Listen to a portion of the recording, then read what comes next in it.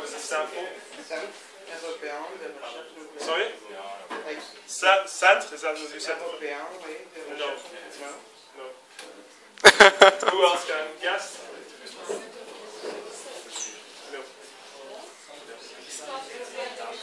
There's one word that's actually wrong in both of you. I mean, you gave the same answer, it's just different languages, but it does stand for, it's a French name, so it's a French acronym, but probably the C is the center, is the wrong thing.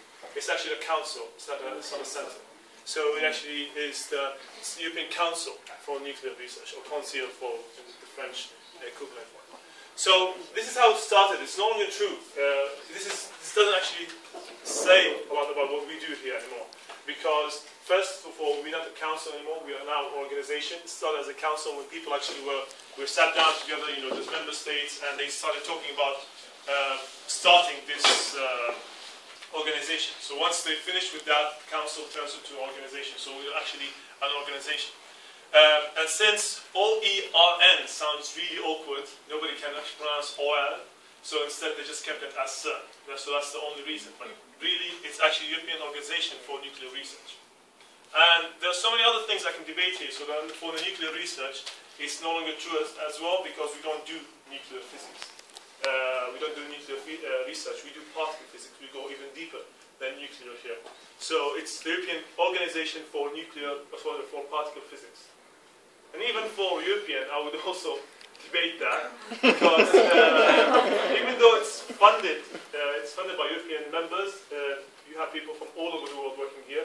I come from Jordan, and I work here. Wow. So you have people literally from all over the world, and also you have countries like United States, India, China, also contributing to the organization and the collaborations, but not maybe, well, we'll get to that. We'll see the differences between voting member and non-voting member, or member state and observer state. Okay, so they're all started in 1954. Okay, that's just after the Second World War, maybe 2 years or 1 year after the war, I'm not sure. There was 12 member states that sat down together, where most of these member states were actually in war against each other. So that was a big challenge for them to actually sit together and start this organization. But why did they actually start this? What's the reason? The main reason is that because after the Second World War, most of the people from Europe, researchers, scientists, engineers, have actually fled from Europe to other parts of the world, mainly the United States, for example. So they wanted to start this hub, the science hub, to promote science again, and to start to promote researching and science, basically, and physics here in Europe, so that people will actually come here instead of going to other places around the world. So this is why they wanted to start this. Also, maybe another question is, why is it in Geneva? Why not any other place in Europe? Why Geneva? Geneva was chosen. There were more than one candidate, obviously, but Geneva was chosen because, firstly, it already had most of these international organizations here, the UN, the WHO, and so on, so it made sense to have another international organization here. Also, it was neutral during the war, so that's also a positive thing. It's a plus. And maybe not as important as the first two reasons, but Geneva has a very good airport. It's an international airport, and it's very important to have an accessible organization by people from all over the world. You need to have good access to the organization so that everybody could actually use it, and well, if they want to come here, it'd be easier for them.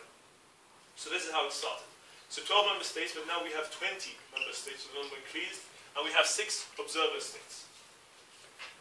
Or we can call them as voting members and non-voting members.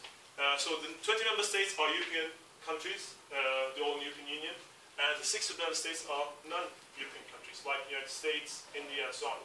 And we have also 2 observer organizations, like the UNESCO, for example, who are also in the chamber, council chamber, as they call it. So, the main difference. The second? Sorry? Is that there are 2? Yeah, I can't remember the second one. Actually, there are 6 of them, so 4 countries and 2 organizations, but I don't remember that. So I know that it's the UNESCO, but I can't remember the other organization, unfortunately. But you can look it up easily. I can find that for you. So, anyways, the main difference between these two states is that member states, they are voting members, which means they can vote for decisions, actually. So they can initiate discussions and they can vote for any decisions the organization wants to take. But for the observer states, the non-voting members, they can initiate discussion, but they can't vote on any decisions. That's the main difference between them two. And the fact that the member states actually pay CERN, so they contribute to also the budget of CERN, which we'll get to in a minute. Another important number is the 10,000 users. So we have two kinds of people working here. We have the users and we have the staff.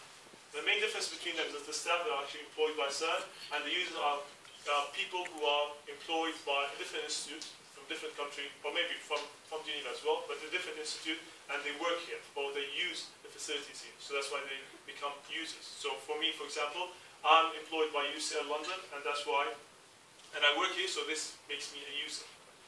The majority of the work here is actually done by the users, not by the staff.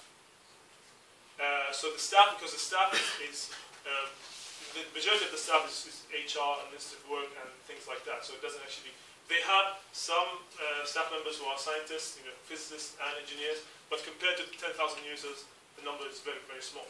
So the majority of the work is actually done by the users. So this number is extremely important. Sorry, are there scientists that are not users? Sorry? Scientists that are not users? Are there scientists that are not users? Yeah, I just said that you could have staff who are actually engineers and physicists employed by CERN. Okay. But does that answer your question? No, it's a bit weird definition of users. Just keep it. Users are people who are employed, who work in different places. For example, as I said, me. I'm employed by UCL, but I work here. I use the facilities, so I become a user. So I'm not paid by CERN. That's the whole difference. Use, not pay. Users okay. are not paid. Okay. They're not paid. They're not volunteers. They are paid. They're just not paid by CERN. Okay. So this is the main point. Okay, but who can actually guess what country actually contributes most to this number? Where do you think most of these people come from? Sorry? India. India. Well, it's a European organization. Why would you think it's India? France. No? United States. US. United States, exactly. United States actually has the highest number of users here at CERN. We have around. Also use some kind of. Yeah, well, this is what I was going to say now. So they have more than I think 1,500 users registered with CERN or at CERN. Not all of them will be here. So 10,000 users. First of all, they're not all here because you can be 50% user, for example, or 50% of your time you spend here, or 10% user. So it all depends. But if you're registered and you work in one of the experiments, you automatically become a user. So this is Because American users are Indians. but they are, U.S. citizens. So this is the whole point. So you can be a user and not be here? Yes. Yes. Yeah, you can be user, but you have to come here. I mean, even if you come once a year, then you have to do that. Okay. But it's, you can be a user and not be here.